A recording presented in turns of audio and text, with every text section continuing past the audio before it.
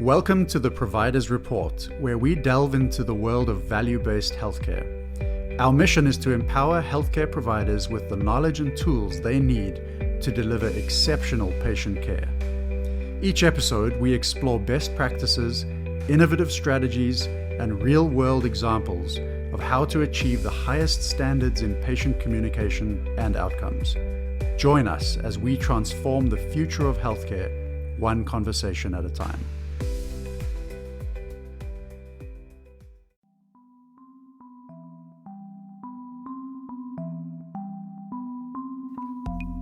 Hey everyone, welcome to Better Doctor Project, where we interview healthcare providers to tap into their experiences so we can turn our challenges into our biggest strengths. We hope today's episode inspires you to take the next step to become who you want to be in practice. I'm Dr. Beck. And I'm Dr. Mack. Let's get started.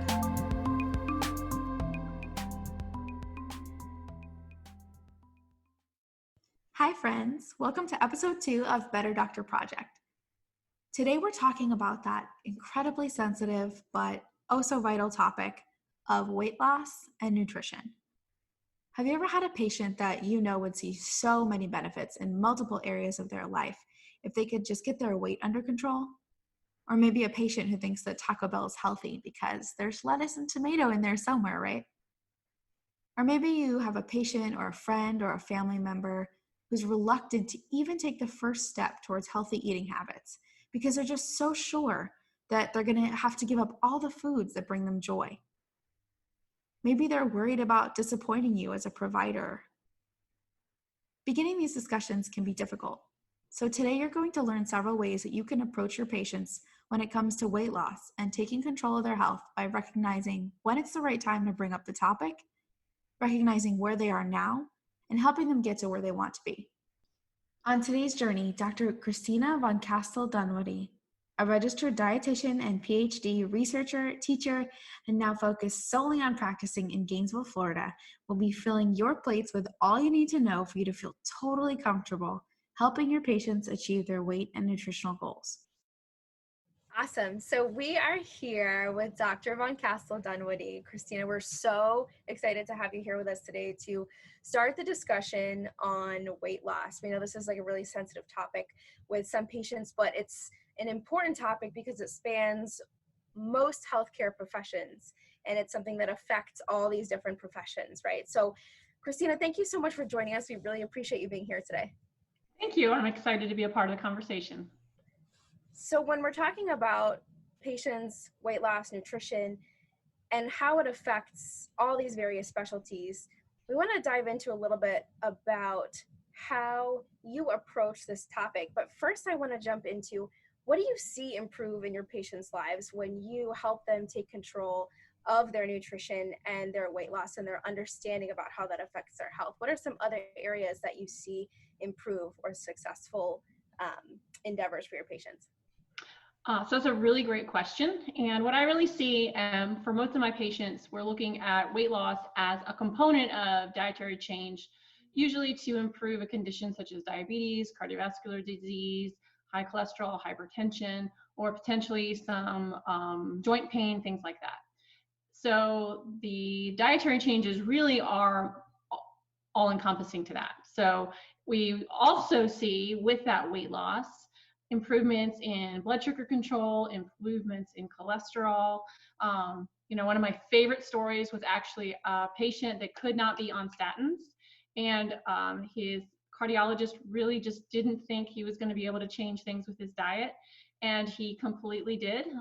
The patient even had other things going on that also resolved. So multiple things resolving, all with nutrition, no medication. That's amazing. And it's got to be a big psychological boost too, probably for that patient to feel in control of their health, right? Yes. I mean, he was so excited because that was really important to him to not have to take the medications, and he felt strongly like he could do it. And I think that's another whole component, especially for my patients who do come in feeling like I can do this. And when they do see that change, they're really excited. So psychologically, there's an improvement that they've taken charge. And my favorites are the ones that actually find out that it's not what they thought it would be. That it's not about that, food's good or bad. There's none of that. That they can never have this food that they like. There's none of that unless they literally are allergic to it. It's more about, how do I talk to my body? How do I have a conversation with my body about what's best for it in its current state, or even as that state changes, and what do I need? That satisfaction of knowing that they feel better, more energetic, sleep better. For my gentlemen, maybe they have a little more energy in certain areas of their life, especially my older gentlemen. And that's exciting because that's really good too. I mean, nutrition's a component of that as well. Absolutely. And I feel like you hit on something really important there. You're teaching your patients to meet themselves where they're at, right? And to kind of accept themselves, but also want a little bit better. So I know patients are at a varying stages of understanding about what's going on in their own bodies. How do you begin this discussion when you see a patient walk in that needs to make a change in their nutrition or maybe some weight loss? How do you even start that discussion when you're not sure how sensitive they might be about the topic or where they stand? That's another great question, because what happens in my practice is they're oftentimes sent to me regardless of whether they requested it or not. So I work in primary care. So this is just a part of what we do. You're going to talk to her. And I've had multiple patients literally not tell me they did not want to come talk to me. And by the end, they're like, well, you're really not, you're nice. You're not that bad. And I had one that was like, well, I'm supposed to go talk to this other dietitian. Do I have to go talk to them? I'm like, no, that's why you came to me. We're part of the practice. And they were super excited. So I try to read them.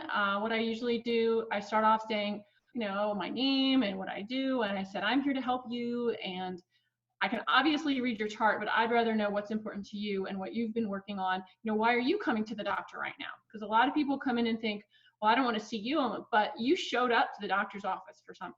So you are looking for something, and tell me what that is. And then let's see what I can tap into.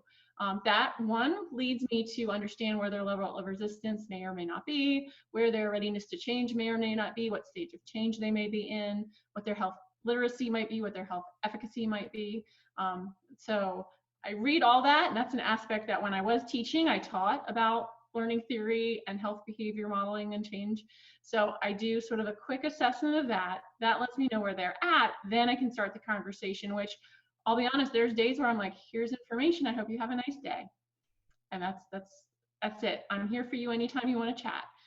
For others, I've had ones where we've literally just talked the whole time.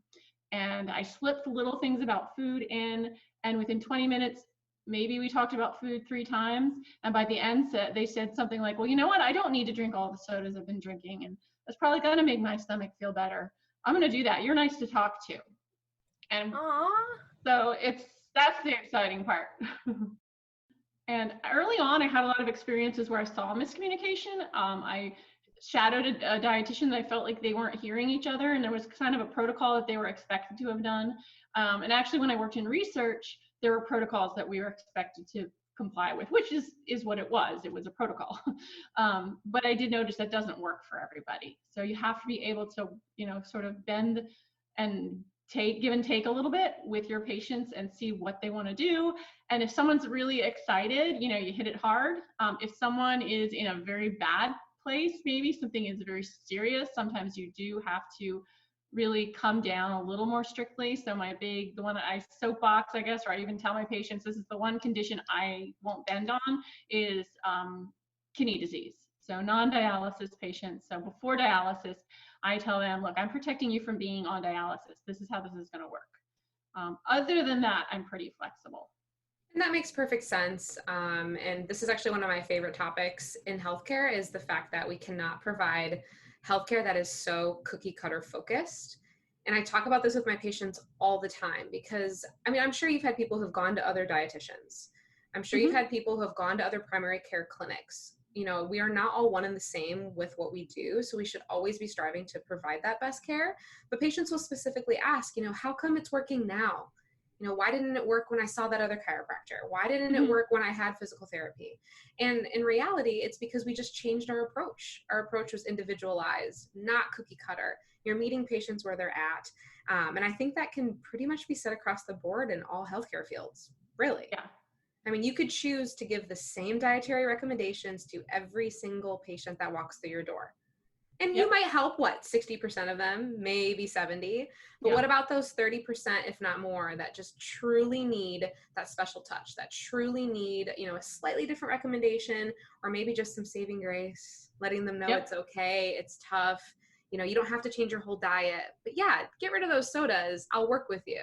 Yeah. And if we don't do that, we're going to lose people. And those are lives that won't be changed. Yeah.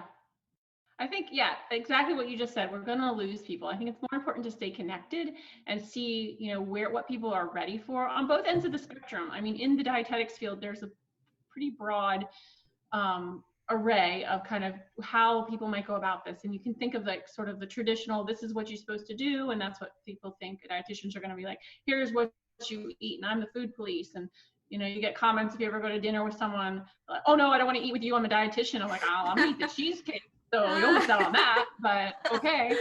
Oh, that's so great. Well, I actually have a really good friend in Grand Rapids where I live, and he's a dietitian, a very new one, and he's amazing.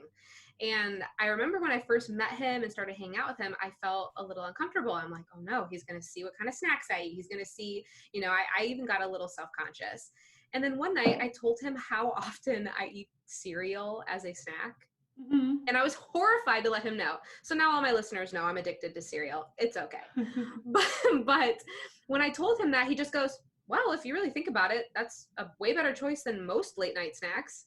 And I was like, whoa, this guy's going to meet me where I'm at. This is great. And then in that moment, I knew that he's going to do the same for all his patients. And it's a beautiful thing. Normalizing it too. Yes. Oh, normalizing's huge. Yes. Yeah. And I think there's something to be said about people that come in from both ends of the spectrum. So I have some patients that come in that do have that diet culture, which is a big thing right now, is the anti-diet culture.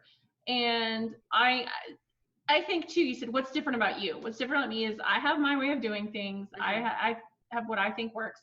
Maybe someone disagrees, and that's fine. So maybe they want to go to someone who's going to be a little more aggressive about either diet or anti-diet. I'm kind of both. So I might have someone who is really comes to me thinking, oh, I can't eat these foods because they're the bad foods. And I'll very gently kind of unbad the bad foods. I don't want to shatter their world completely either. So I try to bring all of them kind of to the middle and finesse it a little bit. I think it can be hard to be told on either end of the spectrum something too forcefully, and it's not necessary. Definitely. It sounds like you really find that motivation spot for each patient. Do you celebrate, your goals with each patient when you reach them? Do you use motivation or any particular motivation tactics when you're talking to patients, and how does that change based on how the patient responds to you? Yes. So I do try to look at motivation if it's there. It's funny, the different responses I'll get to try to pull it out. So some people might not get that, like what might motivate them. So sometimes it's just, you have to keep finessing the conversation until they understand what you're trying to ask them. I mean, I do traditional motivational interviewing when I can. Sometimes I don't. Sometimes I'll just get somebody started and I'll have them do a food record. I tell them I'm very general with it. I let them do it kind of any way they want, just to get some sort of idea. I don't want them to get stuck in doing food records either, but it at least lets me know where I'm meeting them, because I have folks that are, eating food out of nothing but fast food and machines, and they really can't afford much else, or that's their, how they see it, to people that cook from scratch. So I try to at least know where they're at. So the food record lets me see that. So that's usually why I do that.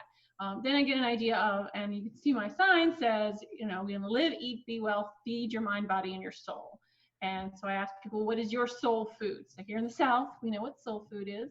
But soul food could be something different for everybody. So what is your soul food? What feeds your soul? What gives you happiness? What makes you smile?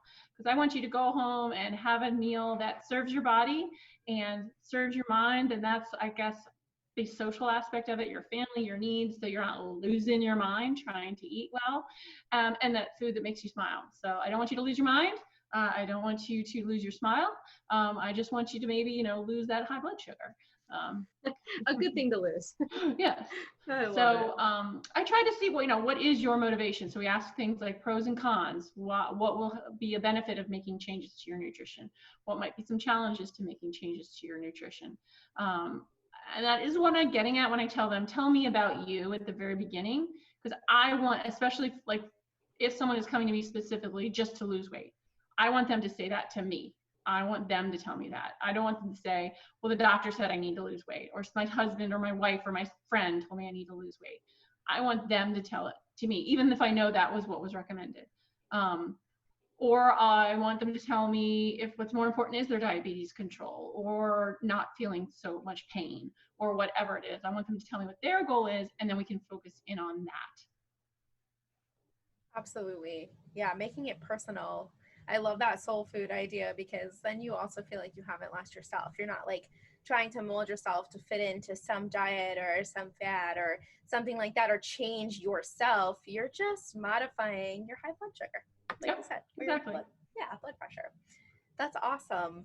Do you ever have patients that maybe aren't ready to commit when they come to you? And it sounds like you really open that door for them to come to you when they are. What are some signs that maybe for the providers who are not necessarily there to treat weight loss, but rather just to recognize that they need to come see somebody like you, what are some things that we can look out for that might signify to us that a patient is ready to commit to a weight loss plan, or that they're definitely not ready? Great question. I think that is key, because if someone's not ready, that they're not ready, and that's okay. And so maybe you still want to refer them to someone like me because you'd like them to have a better conversation with their body and have a better conversation about their blood sugar. And I call that a conversation. So we know when we're hungry, our body tells us that. We know when we're full, our body tells us that. We know when we're thirsty, when we're tired, when we're happy, when we're sad. We also know when our blood sugar is high, but we need an interpreter. That's a glucose monitor, because we might not read the signs early enough. We also know when our blood pressure is too high. Sometimes we need an interpreter. That's a blood pressure monitor. Our body's telling us that. It's just there's a little bit of a language barrier. So we hire an interpreter, which is the tool. And so maybe that's what we work on instead. So in all reality, someone could get their diabetes under control and not necessarily lose any weight or much weight, depending on where they're at. That case could occur. Certainly might we see weight loss? It really depends on what they're doing, where they're at. With my older adults, if they're really, really sedentary and they just and they're just a lot of joint issues or pain issues, we're going to work on that first. And that is one of my frustrations with the way that things are currently covered, is that weight loss is still kind of the focus, and that might have to come later, and very slowly. You might see a lot of other health changes happen first. If I have someone that's completely resistant, body language is a great indicator, but not always accurate. I do have patients that are depressed, have depression, and so they might come in all closed off, and they're like, okay, I'll do that. And they do it. They go do it. They're just never going to smile, not at least until something else gets fixed. And we also refer out to social work and mental health counseling as well. So that's something to know. Is this a depression concern or not? I have some people that say they're motivated and are super excited, but they're still not going to make huge changes. And so you might have someone that is expecting them to lose weight quickly. And so I try to help educate them that doesn't necessarily need to happen, that this can be slow, that it's very much behavior-based. It's more about the quality of the foods, what it's giving to them, so they can lose it on their own terms. And I have some folks that try to lose it too quickly, and that can be dangerous as well. So to answer the question, kind of sum up, would be body language is a big one, kind of how they're approaching the situation. And some people, you said some people might not already know. I've handed a paper to someone that's a MyPlate guideline. It looks a little bit like the portion plate behind me. I have my own little version where I put the foods in for them that they say they like, and I hand it to them and say, I'm here for you if you need me in the future. And we end our conversation. Definitely. You mentioned a lot of great things with that answer, and you kind of briefly touched on the difference of working with an elderly patient. And I would like you to expand on that a little bit more, because I hadn't really thought of it until right now. But our elderly patients, when it comes to diet changes, are extremely different. And what kind of came to my mind was an old neighbor that I had who was in her early 90s.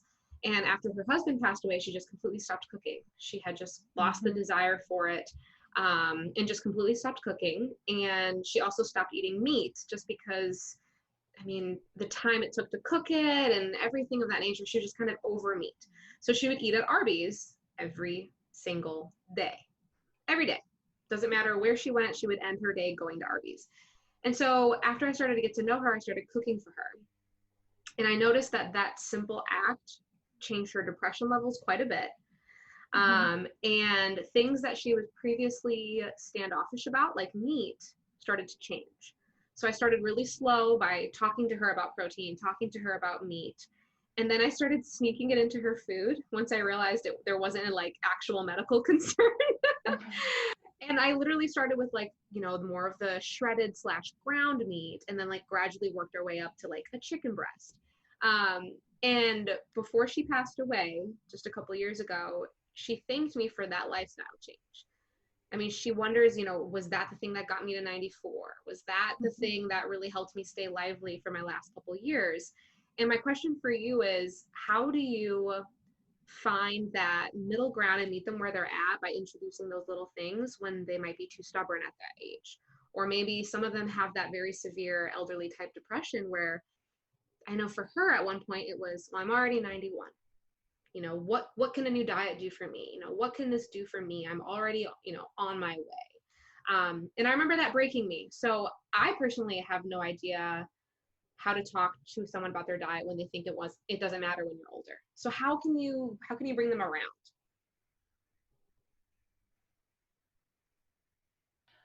And that's a great question. I work with a lot of older adults. I would say my current population is probably more skewed that direction. And it really is a huge mixture. I definitely do see the depression related to family loss. So either a spouse or family members, you know, maybe a sibling, things like that, lifestyle changes. It can depend on who else is in their lives. If there's grandchildren, that can be a motivator. So, you know, yes, they might be towards the end of their life, but they want to have the energy to keep up their grandkids. So we focus on that. Yeah. Or they want to have so I try to touch on what quality of life would you have to like. If you've got 2 months left, that's fine, but what do you want with that quality of life? I actually did have a patient that I have had someone straight up tell me they see no point in changing the way they eat. This is how they are, and they're fine with that, and they accept that. And if that cuts 5 years, 10 years off their life, they're fine with that. Didn't really push that barrier, said, okay, that you feel that I reflected back, you feel this is where you're at, you enjoy how you eat, and you're happy with where you are, yes. But my spouse needs to change, because my spouse needs to. So that individual had more fear of losing their spouse than losing themselves. Wow. The next appointment, when I talked to the spouse about their changes and making some changes, the patient actually admitted, well, I do eat vegetables every day. Well, I do this. Well, I do this. And, well, you know, I need to make sure I'm taking care of my little grandson a little bit longer. So by not pushing, I allowed her to come to me a little bit with that. Now, luckily, she had the spouse there to be kind of something was having to change in the home sort of thing. With some folks, I think I try to dive more into, and that does come with what's the goal? You know, if it's weight loss for 8 older adults, are we going to see the weight loss in this older adult? We might not, but can I get their diabetes under control? So I might talk more about what we can eat versus what we can't eat. Cooking is a big one. So finding ways to simplify cooking, if need be, giving out resources like congregate meals in the Gainesville, Meals on Wheels, things like that, simplifying nutrition as much as possible, finding simple ways to cook. That can take time. That definitely can take time. I'll feel like I'm getting somewhere with someone, and then all of a sudden we go way back. I try to understand where they're coming from. Is there a lot of psychology behind it? Is there depression behind it? That one would be tough. So that's awesome that she had someone like you, because if they don't, it's hard. You're going to have to trying to find someone who can be that person. It might be a mental health practitioner. You know, working in primary care, obviously we do see a lot of medication use as well. That's a part of the prescription sometimes, literally. So, you know, working with that. With older adults, I find I mean, it's a mixed bag. Some of them are ready to come around and say, well, in my retired years, I would like to have a little more fun. I do find the more gentle I am, the more response I get. My patients where I just talk, I definitely have patients that because I'm able to talk to them for extended periods due to be honest, Medicare, I can talk to them longer and they just like to talk to me. So we just talk and then I'll slip in. So did you do this thing? Did you do this thing? And then we'll talk. And then my daughter and my son and this great thing. Okay. No. And I always try to write those things down. So I can say, how's your daughter? How's your son? How was that event? Did you go to that place? And I always try to remember those things because I think that's anybody. I remember growing up and everyone always was scared of the dentist. I always thought the dentist was amazing and awesome because the dentist always remembered I had horses. The doctor never remembered. The doctor did this. You are okay. You are on the chart. You can go. And that was it. The dentist was like, how's these horses? And I just thought, I love going to the dentist. I hated going to the doctor. So, that did it for me. So I try to be that person for my patients as well. I had an amazing dentist too, and I saw him for 25 years, and then I had to switch when I moved, and it was the hardest thing. I mean, to have the same provider for 25 years, and then boom, you have this high level, this high standard that you're looking for someone else to meet. And that kind of brings me to my next question. You were going through your training. Do you think that most students during your training had those social skills, or was it a pretty big mix? Because obviously you have amazing social skills. It's why we have you on our show right now. We want our listeners to listen to you and learn from you. But was your training mixed? I mean, were some of the students struggling in this department? So I think that I love talking to my students. So for any students that are listening, when we're in school, there's a lot we can learn. And it doesn't mean you're going to learn things from where you think you're going to learn them from. So I think that they're just like anybody else, there's a huge mixture. I definitely have worked with students when I worked in general advising. So I would have worked with students across the board in any kind of pre-health. So pre-med, pre-dent. I also worked in the dental school for a while, so I got to know my dental students really well. Pre-pharmacy, pre-PA, pre-PT, pre all the pre-health, everything. Some I guided into other areas. So I had a student who worked in car sales and was excellent at it, was really challenged working with people in other capacities and is now an amazing pharmaceutical sales rep. So, I said, maybe we don't want to be a doctor. It's okay. That's okay. So knowing those skill sets, if you can use those skill sets, what you have, use your communication skill sets if you've got them. And if you don't and you want to learn them, see where you can learn them from. So I learned a lot of my communication skill sets from unexpected areas, like my chemistry professor, who is not a very hospitable personality. So I learned, don't be like that. And my animal science reproduction professor, who was just hilarious and had no shame and just cracked you up every day, and I wanted to be like that professor. And then my animal nutrition professor, who sang a song about Meckel's diverticulum, which is a body part of a chicken that I'll never forget, a body part of a chicken. We don't really know what it does. We think it had an ancient property, but you can sing the Hershey song to it. Meckles, Meckel's diverticulum, chocolate. So pick up on those things as students. Learn from different people and see what kind of responses you get. Learn to communicate every day. I teach or taught that a course on that. So looking up reflective listening, learning how to be a good communicator can help you in so many ways. When I taught my students communication, reflective listening, motivational interviewing, I made them go out in the world and just do that with whomever. And you get different responses. You get the one friend that's like, why are you repeating everything I say? And then you get the boyfriend who's like, well, you finally stopped trying to tell me what to do. I just wanted to talk. I didn't need help. So they learn those skills. I don't know if that's always a class that's offered or something that can be taught, but I really think it's important. So if nothing else, looking for a course on effective communication really can help the student because I think they can all benefit, whether they're already good at it, whether they're not, and they can also find out if that's not their cup of tea. So maybe they go work in, public health administration or something instead. Research. I mean, there's Research, so many. Yeah. I feel like research always gets that reputation. Like, yeah, which I found out I'm not. I don't Yeah. like to be in a room, and I like working with people. So yeah, in my brain, I love research. And then at the end of the day, I could not imagine doing it all day long. It's just, no. but we need those people who can. And we need those people to realize that perhaps being, with patients all day, every day, probably not for them. And research About is a how to great fill your avenue, cup, or for everything sure. else that you mentioned. So. And apparently, Dr. Beck and I need to come up with songs Yes. and make this a musical show, is what I'm understanding, for everybody to remember it. Get it. Yep.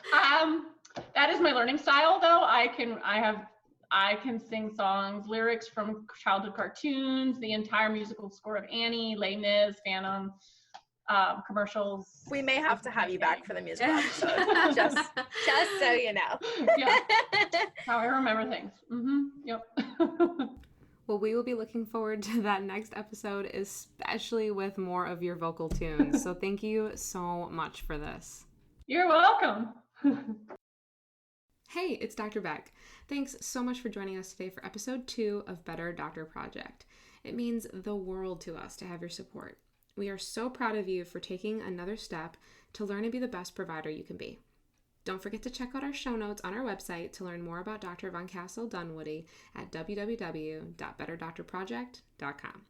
We'll also be posting links to some of the recommendations and helpful tips she mentioned in today's episode to help you get started. Message us on Instagram too. Let us know how you're going to add today's tips to your regular practice routine. And remember, weight loss is a lot more than just losing weight.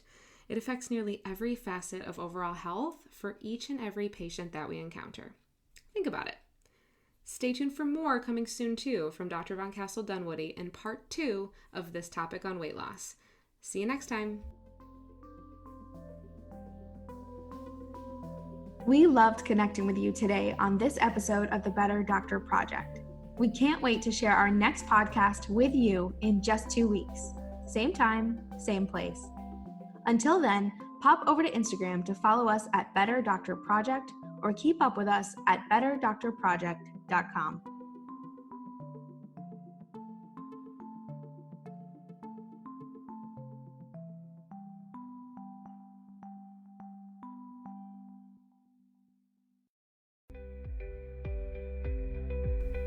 Thank you for tuning in to the Provider's Report. We hope you found today's episode valuable and inspiring. To stay updated with our latest episodes, subscribe to our podcast wherever you like to listen. For more resources and continuing education opportunities, visit our website. Together, we can make a difference in the lives of our patients and truly set a standard for value-based healthcare.